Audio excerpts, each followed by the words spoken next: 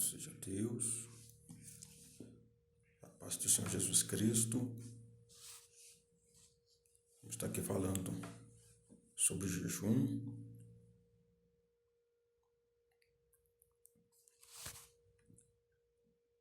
A palavra de Deus vai nos trazer algumas definições, umas orientações sobre o jejum.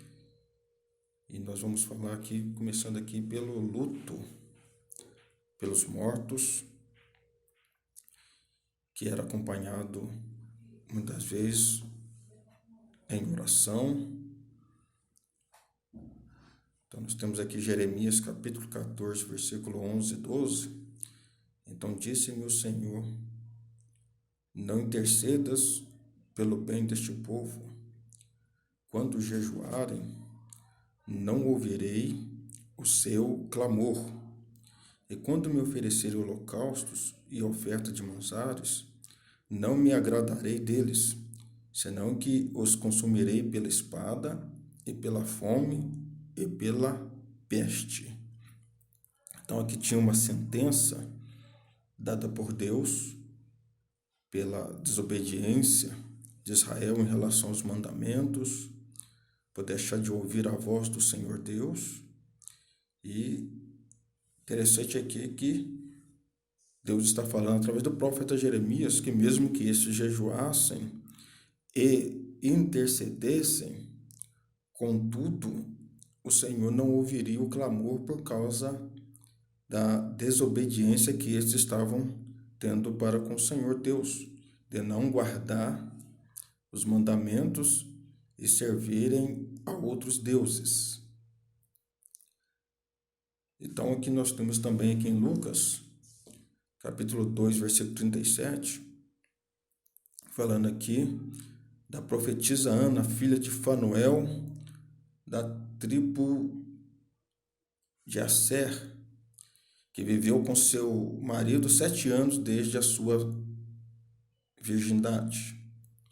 E a Bíblia diz que ela era viúva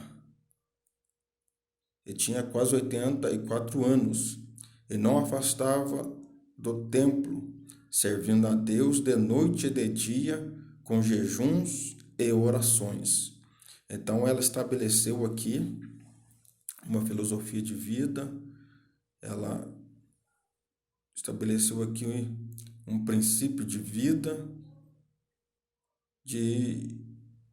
desde que seu marido havia falecido, ela servia a Deus no templo, com jejuns e orações, noite e dia. Então era algo diário, era algo constante. 24 horas ela estava servindo a Deus através das suas orações, de seus jejuns, no templo.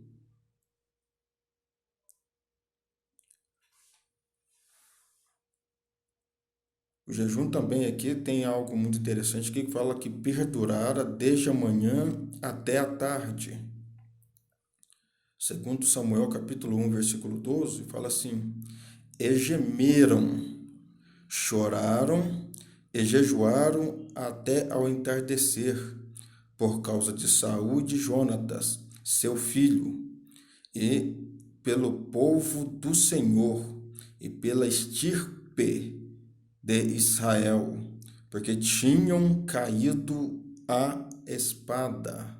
Então aqui o propósito aqui do jejum, que começou desde a parte da manhã até o entardecer, então eles estavam jejuando e chorando ao mesmo tempo, jejum com lágrimas, por causa de Saul e Jonatas, seu filho. Por quê? Porque estes caíram à espada, eles perderam guerreiros, eles perderam soldados, perderam valentes da casa de Israel. Então eles aqui estavam jejuando por causa destes homens valentes de Deus. Amém? Então, é importante nós vimos aqui dentro do propósito aqui do luto pelos mortos, aqui acompanhado aqui de oração, acompanhado aqui de choro, né, de lágrimas. E ainda tinha aqui as tormentas do jejum, ao mesmo, é um reflexo das tormentas íntimas enfrentadas pelo suplicante. Então aqui era algo que a pessoa ela sentia no íntimo. Então estava relacionado com o seu homem interior, com as suas entranhas, né, o íntimo do seu ser. Então é um reflexo daquilo que estava passando com a pessoa.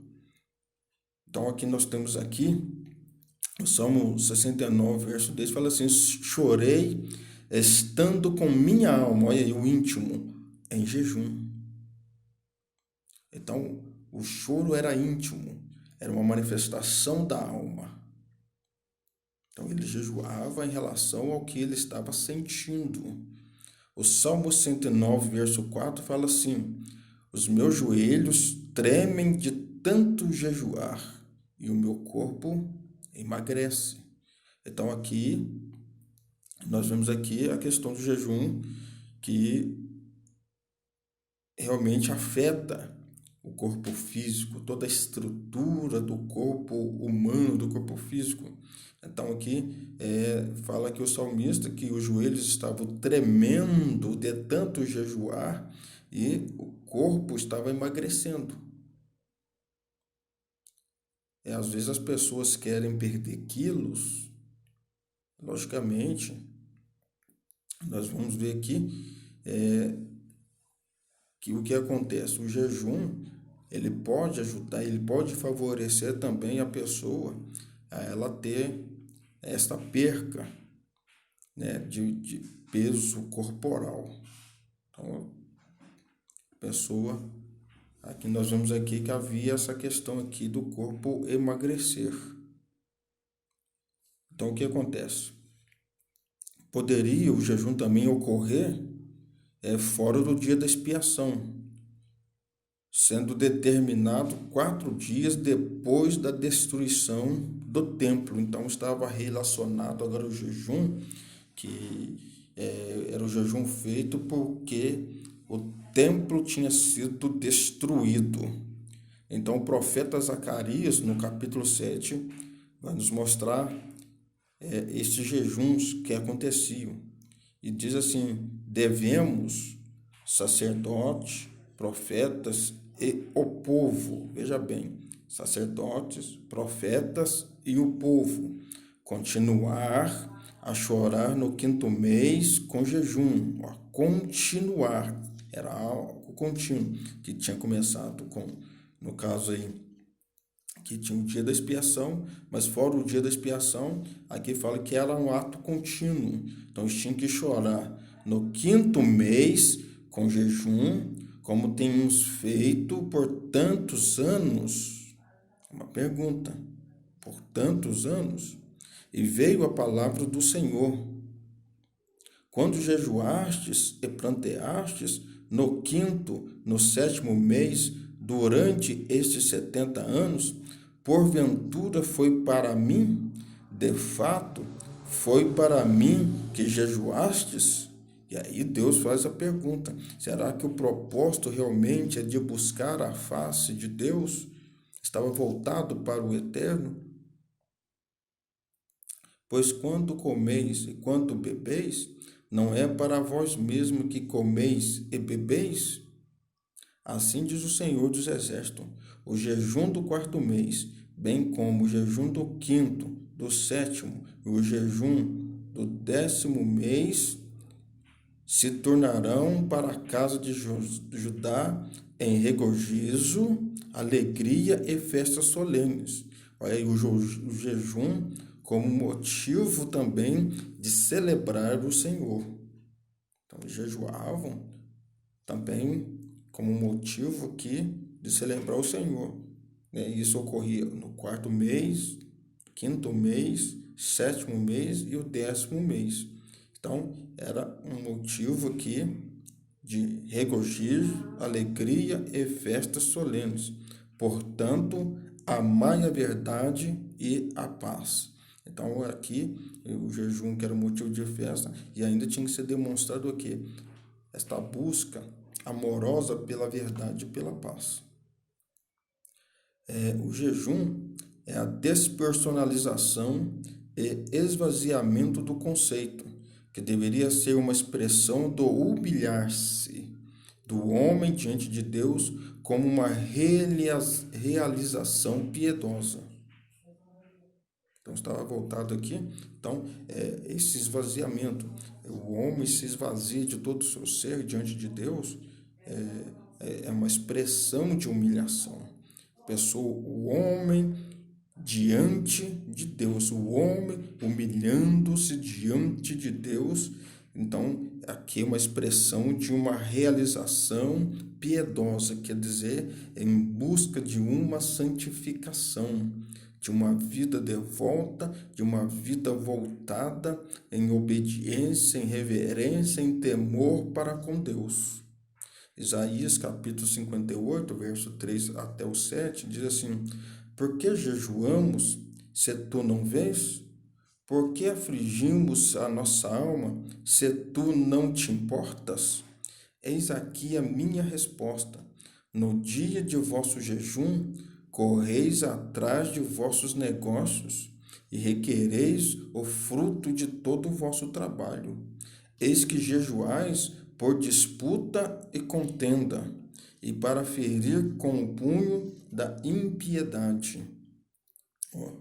Olha o jejum que muitos estavam fazendo, para o bel prazer, para a satisfação. Muitos, em vez de jejuar para buscar o Senhor, o interesse aqui é de se enriquecer e de abençoar o negócio, de abençoar o trabalho, de abençoar os bens materiais. Estava voltado para isto. E com isto, esse jejum também era motivo de disputa, de porfia, de contenda, de discussão, da qual muitos estavam aí agindo aí com impiedade. Então estava faltando o que? Piedade. Então não havia questão aqui da santificação. Não jejueis como agora, se quereis que a vossa voz seja ouvido no alto. Então pare de jejuar. Se o jejuar é interesse próprio, pare de jejuar, porque Deus não vai ouvir a voz, porque está buscando das coisas que são terrenas, e não das coisas que são de cima, das coisas celestiais, das coisas espirituais, das coisas que provêm de Deus. Seria este o jejum que eu escolhi? Será que este é o propósito do Senhor? Que um dia o homem aflija a sua alma. Este é o jejum. Que o homem aflija a sua alma e penda a sua cabeça como junco, e se estenda sobre pano de saco e jogue sobre si cinzas? A isto tu chamares jejum e dia aprazível ao Senhor? Não é este o jejum que escolhi? Que soltes as ligaduras da impiedade, que desprenda as ataduras do jugo, e libertes oprimidos e despedaces todo o jugo? Não é também que compartilhes do teu pão com o faminto e recolhas o pobre desterrado em tua casa? E quando vires o nu, o cubras de roupas e não te ocultes daquele que é carne da tua carne? Então, o jejum também nos mostra aqui, em relação que não adianta eu fazer um jejum e eu não consigo corresponder aqui dentro de uma verdade à justiça social. Aqui esta é uma questão aqui que realmente Deus está mostrando que quando eu faço um jejum e eu sendo, na verdade, egoísta, o jejum não é proveitoso diante dos olhos de Deus. Mas Deus espera que eu faça um jejum, mas que eu seja quebrantado em relação também ao meu próximo. Olha só, algo aqui muito importante eu quero mostrar aqui para os irmãos. É de se assustar, mas está na Bíblia. Então nós temos aqui o jejum da perversidade. Olha que jejum que é este. 1 Reis, capítulo 21, versículo 9 ao 11. Eis o que escrevera na carta, segundo o que Jezabel ordenara: proclamai um jejum e dai a Nabote um lugar proeminente, como cabeça entre o povo, e colocai defronte dele 2 homens desalmados, filhos de Belial, né? Filhos do perverso, né? Filhos perversos, que testemunhem contra ele.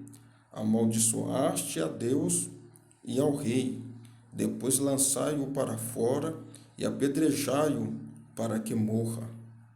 Então foi feito aqui um jejum perverso. Por quê? Porque Nabote não quis entregar a sua vinha, que era a herança dos pais, quando aqui o rei Acabe pediu para a trocar, em troca de uma horta melhor, ou comprar a vinha. E ele disse que não daria. E quando Jezabel soube do caso, o que ela fez? Ela levantou 2 testemunhas, são falsos testemunhas, homens perversos, homens que não tinham compaixão, homens desalmados, e colocou ali Nabote diante dos anciãos, dizendo que este tinha amaldiçoado a Deus e o rei. E o que aconteceu? Pena capital. Morreu, mataram ele. Então, eles fizeram um jejum em cima disso, para eliminar Nabote por causa de uma herança, porque estava de olho na vinha dele, que estava do lado da casa do palácio do rei, que era ali Acabe. Olha Atos capítulo 23, versículo 12, e também o versículo 21 do mesmo capítulo, diz assim: E quando já era dia, alguns dos judeus, cerca de 40, fizeram juramento, sob pena de maldição, dizendo que não comeriam nem beberiam enquanto não matassem Paulo. Que coisa, hein? Estavam determinados a matar Paulo. Por quê? Porque Paulo se tornou aquele que antes era o perseguidor da igreja, foi perseguido e se tornou uma das maiores testemunhas, o maior pregador, o maior mensageiro, o principal, até ele foi chamado o principal agitador da seita dos nazarenos. Era o cabeça. Então eles queriam eliminar Paulo, porque Paulo estava arrebanhando pessoas para Jesus Cristo, para serem discípulos e seguidores de Jesus Cristo. E isso estava incomodando os judeus, principalmente esses judeus que eram radicais. Então, judeus aqui religiosos, que não concordavam com o que Paulo estava ensinando, mostrando que através da Torá, através da lei, dos profetas, dos escritos, dos salmos, da Tanar, da Bíblia hebraica, o Antigo Testamento, ali se revelava Jesus Cristo. Eles não estavam aceitando isso. Então eles resolveram aí, sob pena de maldição, olha, coisa terrível, não comerem e nem não beberem enquanto não matassem Paulo. O jejum do arrependimento para a conversão. Então tinha também este jejum. Jonas capítulo 3, versículo 7 e 8, né, e o versículo 5. Então está aqui. E as gentes, as pessoas de Nínive, creram em Deus e decretaram um jejum e se vestiram de pano de saco, desde o maior até o menor. E o rei fez proclamar o jejum por mandato. Então se tornou que algo nacional. Nem homens, nem animais provem coisa alguma, nem se lhes dê alimento, e tampouco bebam água. Então aqui o jejum total. Mas se cubram de pano de saco, tanto homens como os animais, e clamem a Deus fortemente, e cada se converta do seu mau caminho e da violência que há em suas mãos. Então aqui houve o quê? Uma conversão dos mau caminhos. Houve o quê? aqui uma metanoia, mudança de mentalidade, mudança de conduta, de comportamento. E isto aqui foi algo decretado, se tornou um decreto real. O próprio rei de Nínive, depois de Jonas ter proclamado que se não houvesse ali arrependimento dentro de 40 dias, Nínive seria subvertida, seria destruída, aniquilada.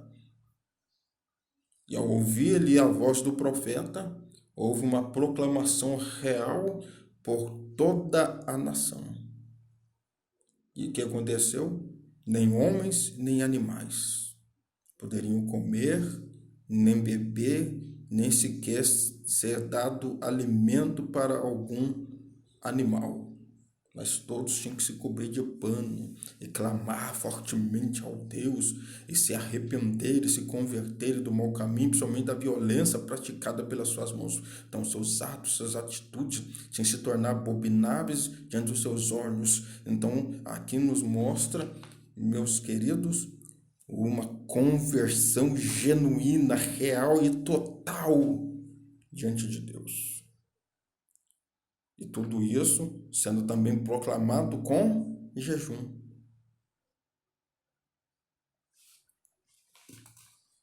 Então nós queremos aqui ver aqui que havia um outro jejum,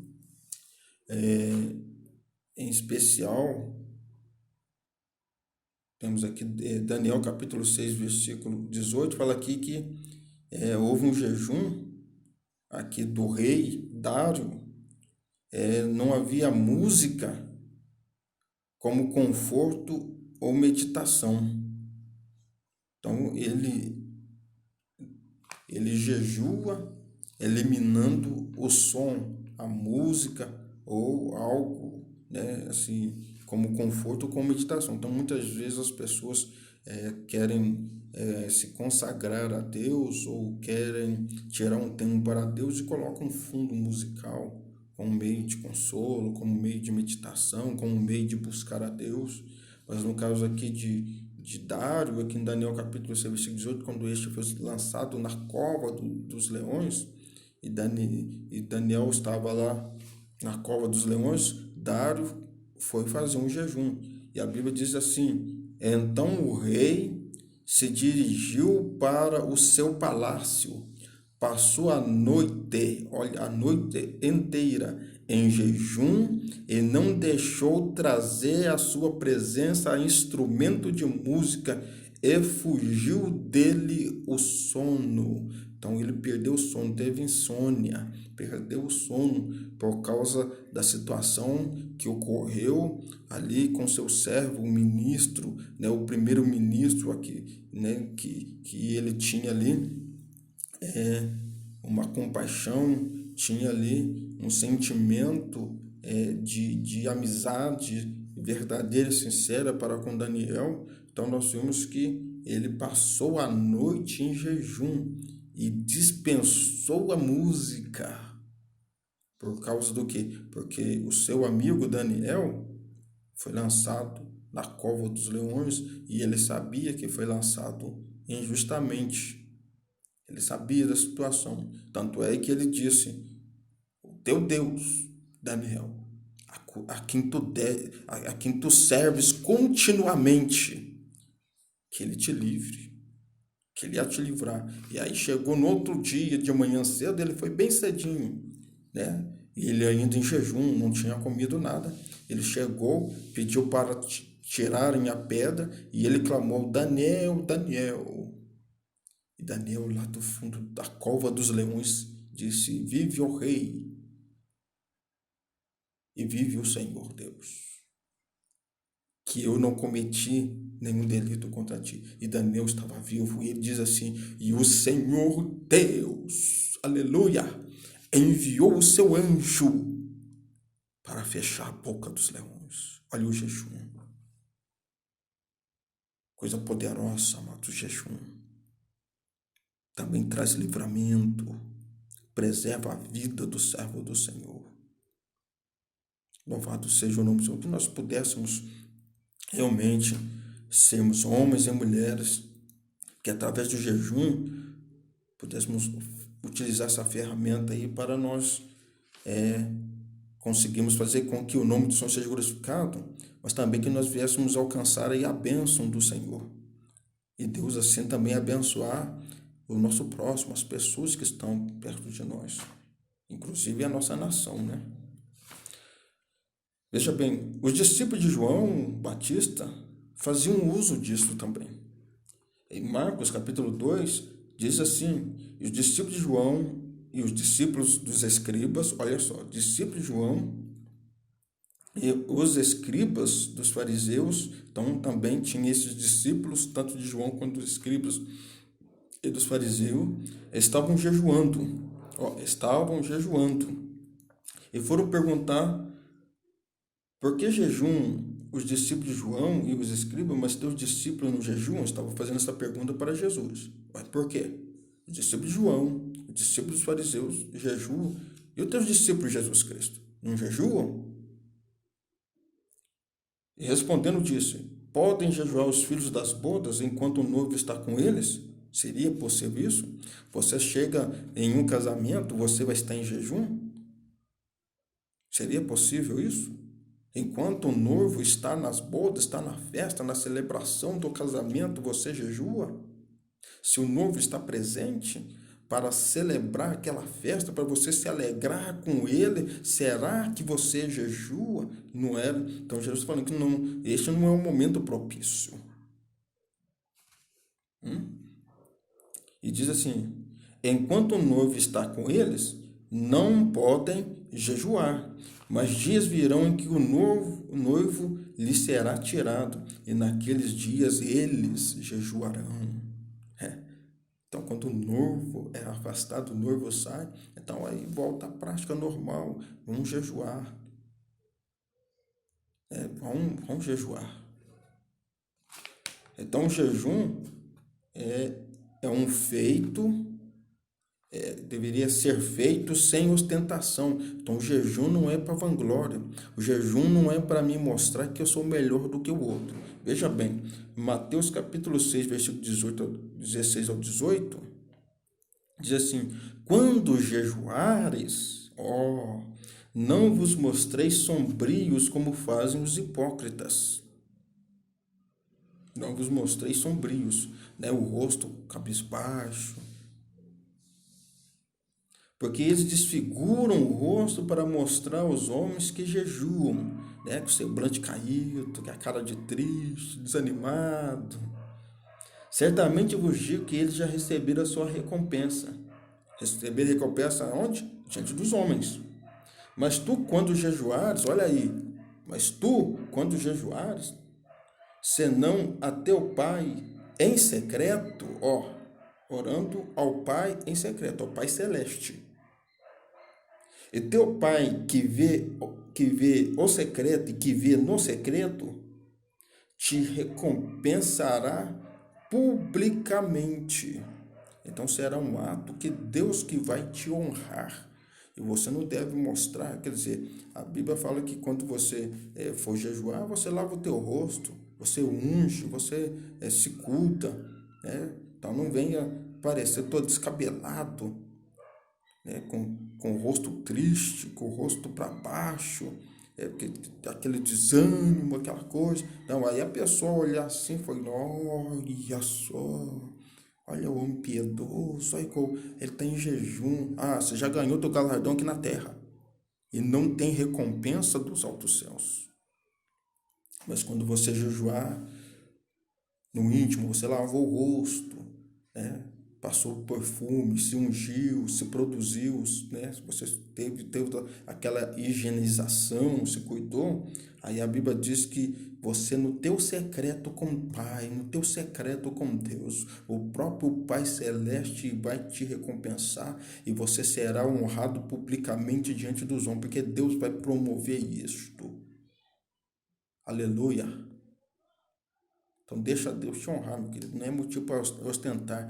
Eu não posso jejuar para mostrar que eu sou mais do que os outros. Jamais. Olha aqui Lucas capítulo 18, versículo 11 e 12.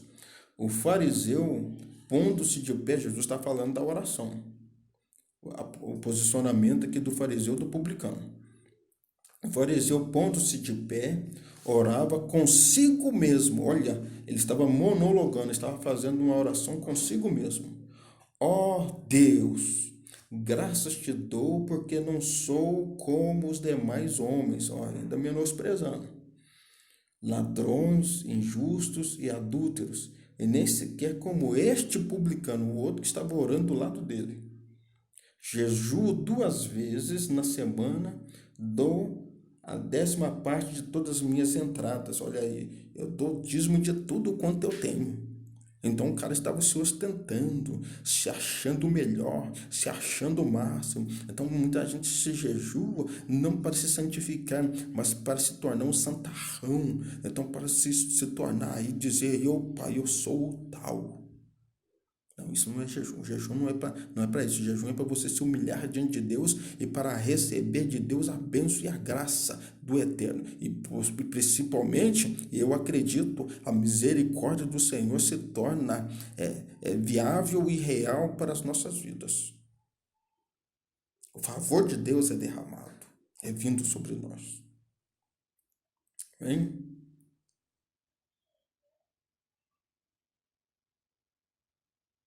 O jejum aqui podendo ser usado para a libertação de uma possessão. O jejum poderia ser usado para a libertação de uma possessão. Então, Mateus capítulo 17, versículo 21 fala assim: mas este gênero, estas castas de demônios, não se expulsa senão com oração e com jejum. Então, o homem que tem uma vida dedicada na oração e jejum, ela tem condições de expulsar esta casta. Certa casta de demônios é expulsada somente com oração e com jejum. Não adianta. Você pode até ler a Bíblia, orar bastante, mas a Bíblia está deixando bem clara que olha a receita: oração e jejum. E não adianta você ser dizimista, não adianta você ser ofertante, não adianta você honrar pai e mãe, não adianta você guardar os mandamentos, porque certa casta de demônios é com oração e com jejum. Então, a tua vida espiritual, a tua vida devocional, a tua vida para com Deus tem que ser uma vida pautada também com oração e com jejum, porque isso vai chegar a certo momento, meu querido, que por mais que você cumpra todos os mandamentos, mas você não tem uma vida de oração e jejum, certa casta de demônio não será expulsa. É necessário, é preciso oração e jejum.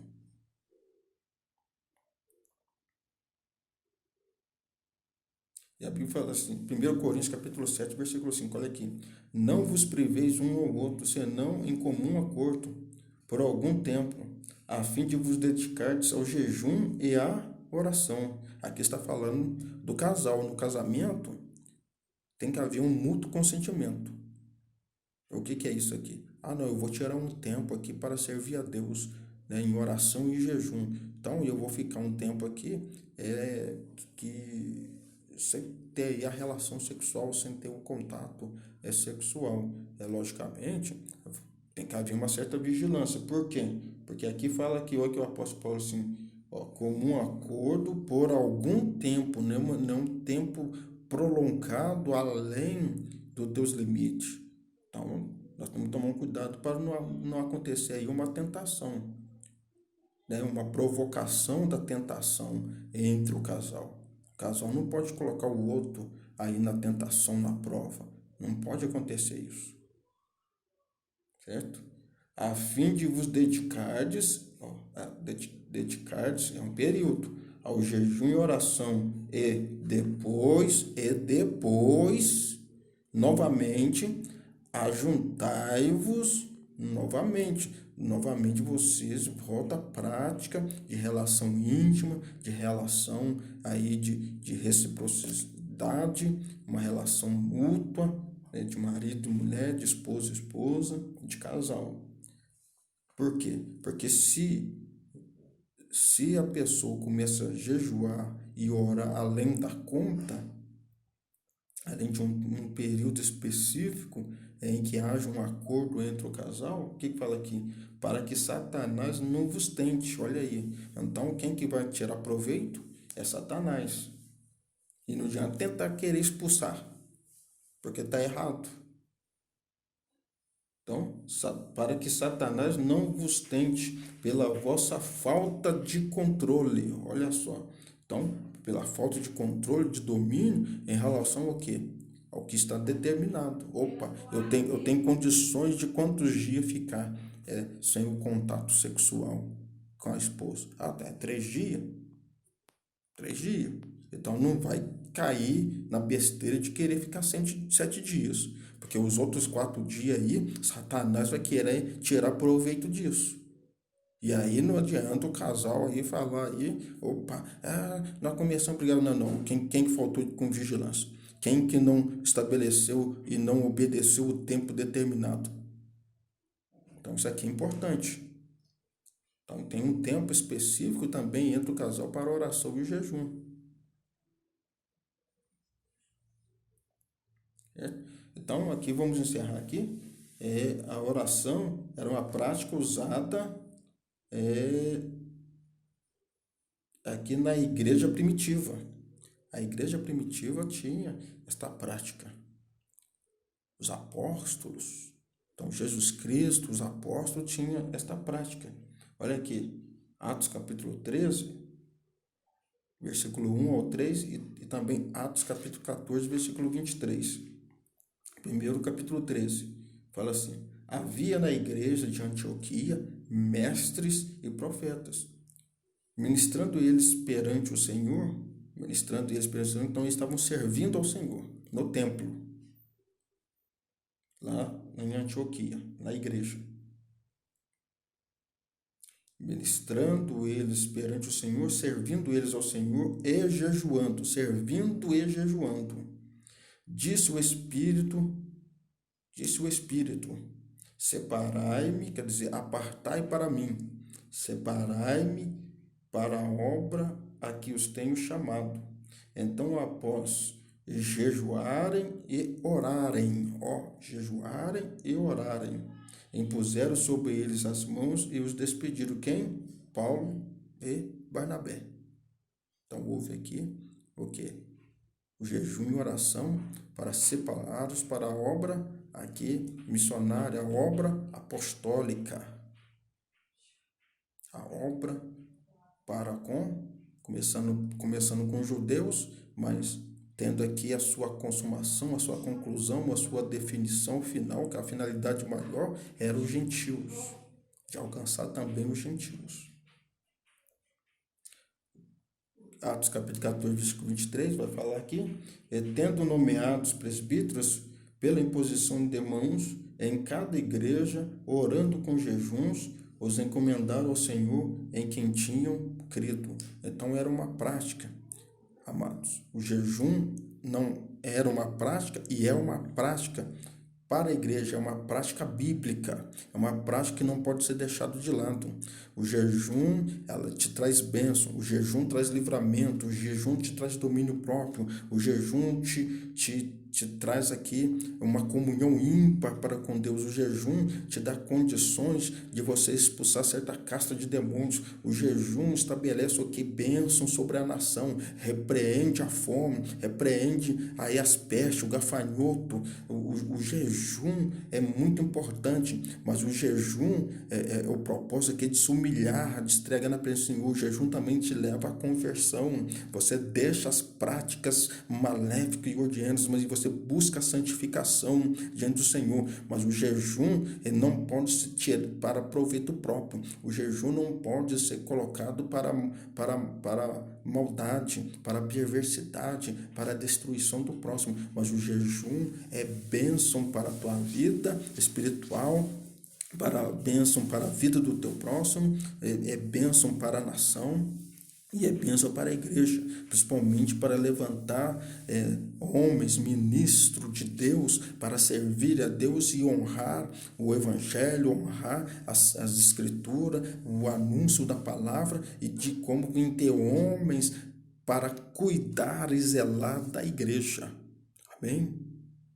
Espero que tenha te ajudado nesse pequeno estudo, que Deus possa abençoar a tua vida. Amém? Shalom a todos, fica na graça e na paz de nosso Senhor e Salvador Jesus Cristo.